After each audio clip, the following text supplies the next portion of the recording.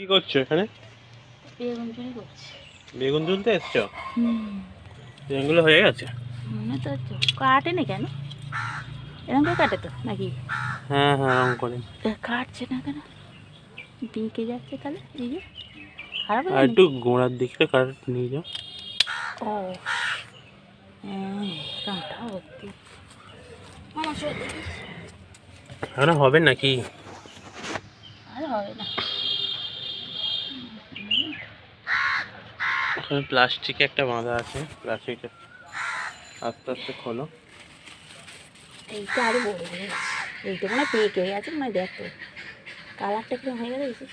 প্লাস্টিকে বাঁধা ছিল বলে রংটা তেমন আসে না। এই যে আর আছে এইটা হয়েছে।